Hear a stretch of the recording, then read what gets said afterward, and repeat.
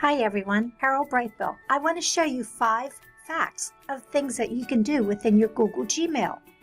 Fact number 1, how to create a template in your email.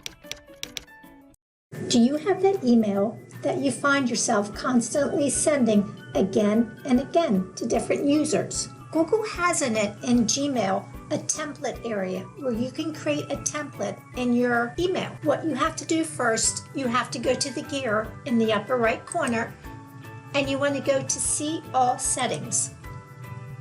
To the far right is the Advanced area. In the Advanced area you have the templates. It's off by default, so you want to select Enable and you want to select to save changes. So now you have templates enabled, but now you have to create a template. How you do this, you go to the Compose, and in the Compose area are the 3 dots in the lower right. Select the 3 dots, and here it now says Templates. I'm going to paste an email that I want to save as a template.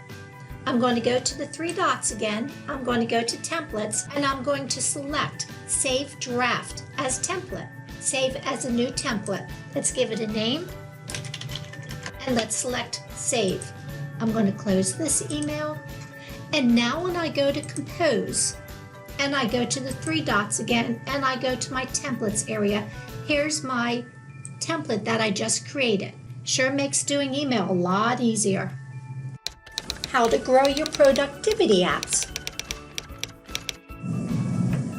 Readily available in the right side of most of the Google apps are the productivity apps that makes your life much easier.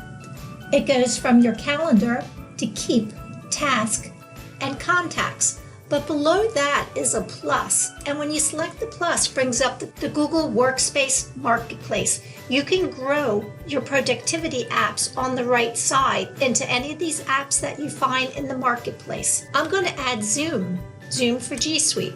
It's going to ask you to select your account, and it will ask you to grant permission if you want to read down the various things, and you allow permission. Once complete, now I have Zoom as another readily available productivity app. When you hit the plus, let's see what else they have available here. When you have the marketplace open, you want to select the 3 lines in the upper left corner. This is a good way how to filter what's available. I like looking to see what works with Google, see what works with the Drive, Gmail, Calendar. Currently we're in Gmail, so let's select what works with Gmail. If I have an account for any of these apps here, I would select. I do have an account with Adobe Creative Cloud. I'm going to select this, and I'm going to install it, allow permission. Now I have the Creative Cloud right here in my email. When you work in Gmail, you have the ability to customize the interface so it gives you a better workflow. How you do this, you select the gear in the upper right corner, and when you look down the side, it gives all the options that are available. The density is the space between your emails. You can make it default, comfortable, compact will make it tighter. You can change the view of your email. If I right now have the plain white interface, but if you want to make it colorized, you can add a theme. The inbox type. Right now mine is checked to default. I actually like mine unread first. So any email that I've never read before will appear at the top. When you come down a little further, it gives you the reading pane. You can have no split, or you can do a right of the inbox split. So that means that when you select one of your emails, you can preview it right in the pane, or you can have it at the bottom of your email, or choose no split at all. And the last selection here is the conversation view. Conversation view puts all of your emails in a string if it's turned on. If you turn conversation view off, then all of your emails will come in individually.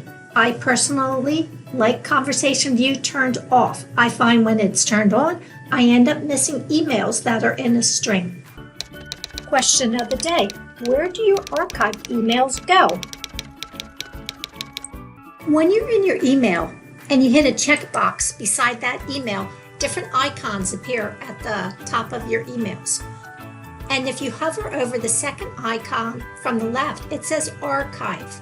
So if I would archive this email, where does it go? Because if you look under your labels in the left, there is not an archive label. You want to go to your gear and you want to see all settings. When you're in all settings, you want to go to the labels.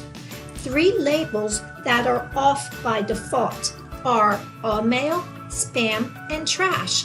You want to make sure to come in here and show these 3 labels, because when you archive an email, where that email actually goes, it goes to your all mail. Who would have known that? Archive and all mail do not sound the same. Maybe they start with the letter A, but they do not sound the same or have the same meaning. So just remember, if you archive an email, it goes to your all mail. Did you know you have the ability to translate any message that you have that comes into your Gmail?